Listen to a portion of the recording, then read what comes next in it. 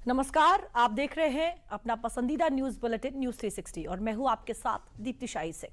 अगले 45 मिनट हम आपको देश और दुनिया की वो सभी खबरें दिखाएंगे जिसे जानना आपके लिए बेहद जरूरी है। संसद का मॉनसून सत्र जो आम जनता के मुद्दों को उठाने के लिए 21 जुलाई को शुरू हुआ था, अब तक उस सत्र में 93 करोड़ से ज्यादा रुपए बर्बाद हो चुके हैं। सवाल है कि इस बर्बादी का कौन जिम्मेदार है। आज भी विपक्ष ने एसआईआर को लेकर एक ऐसा हंगामा किया जिस कारण भी हाई वोल्टेज ड्रामा हुआ। इधर यूपी में आज विधानसभा का मॉनसून सत्र हुआ और पहले ही दिन खूब हंगामा बरपा। इस हंगामे में पीडीए पाठशाला भी शामिल था। इनके अलावा भी आपको जरूरी खबरें दिखाएंगे, लेकिन आज शुरुआत करेंगे पीएम मोदी की उस खबर से जिसमें उन्हें 184 नए फ्लैट्स का उद्घाटन किया है। देखिए ये रिपोर्ट। भारत के इतिहास और संस्कृति की झलक दिखाती ये इमारतें। इन इमारतों पर भारत के वीर पुत्रों की बनाई गई छवि, वीर पुत्र जिन्होंने अपने अपने समय में देश के अभिमान के लिए अपनी जिंदगी देश के नाम कर दी। जब भारत माता के वीर पुत्रों की छवि की झलक देश के विकास में दिखती है तो देशवासी अपने इतिहास से प्रेरित होकर बेहतर भविष्य का निर्माण करते हैं। देश के उसी ऐतिहासिक धरोहर को संजोते हुए पीएम मोदी ने सोमवार को नई दिल्ली के बाबा खड़क सिंह मार्ग पर सांसदों के लिए बनाए गए 184 नए फ्लैट्स का उद्घाटन किया। भारत के इतिहास के साथ साथ भारत की धरोहर को भी समेटे हुए इन टावरों का नाम देश की महान नदियों पर रखा गया है। आज मुझे संसद में अपने सहयोगियों के लिए इस रेजिडेंशियल कॉम्प्लेक्स के उद्घाटन का अवसर मिला है। ये जो 4 टावर्स हैं, उनके नाम भी बहुत सुंदर है। कृष्णा, गोदावरी, कोसी, हुगली। भारत की 4 महान नदियां जो करोड़ों जनों को जीवन देती हैं, अब उनकी प्रेरणा से हमारे जनप्रतिनिधियों के जीवन में भी आनंद की नई धारा बहेगी। कुछ लोगों को परेशानी भी होगी। कोसी नदी देख रखा है नाम, तो उनको कोसी नदी नहीं दिखेगी, उनको बिहार का चुनाव नजर आएगा। तो ऐसे छोटे मन के लोग जो होते हैं, उनकी परेशानियों के बीच भी मैं जरूर कहूंगा कि नदियों के नामों की परंपरा देश की एकता के सूत्र में हमें बांधती है। जब सांसदों के लिए बनाए गए नए फ्लैट्स का उद्घाटन किया गया तो पीएम मोदी के साथ उद्घाटन के दौरान लोकसभा अध्यक्ष ओम बिरला, आवास मंत्री मनोहर लाल खट्टर और संसदीय कार्य मंत्री किरेन रिजिजू भी मौजूद थे। सांसदों के लिए बनाए गए फ्लैट्स के बारे में भी कुछ बातें जान लेते हैं। पीएम मोदी ने सांसदों के लिए बनाए गए 184 नए फ्लैट्स का उद्घाटन किया।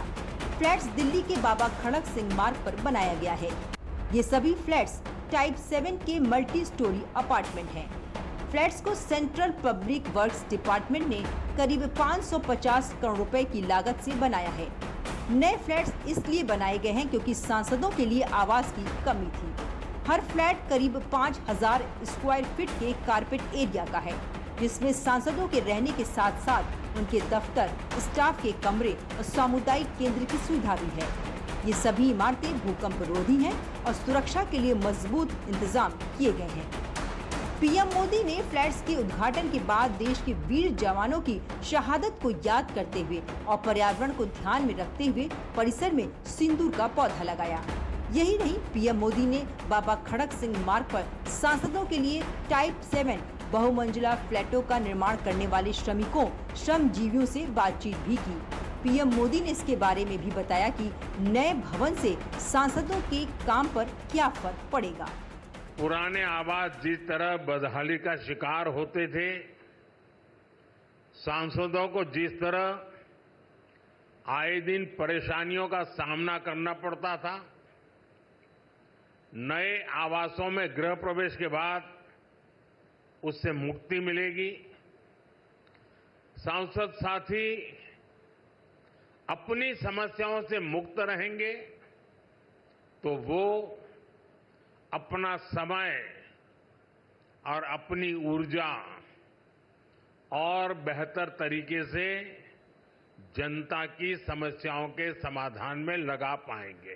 साथियों, आप सभी जानते हैं, दिल्ली में पहली बार जीत कर आए सांसदों को घर अलॉट करवाने में कितनी कठिनाई आती थी। नए भवनों से ये परेशानी भी दूर होगी। एक मल्टी स्टोरी बिल्डिंग्स में 180 से ज्यादा सांसद एक साथ रहेंगे।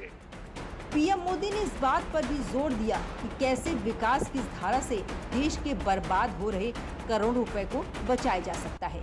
पीएम मोदी ने इसको मंत्रालयों के लिए कर्तव्य पथ पर बने नए कर्तव्य भवन का उदाहरण देते हुए समझाया। साथ ही इन नए आवासों का एक बड़ा आर्थिक पक्ष भी है।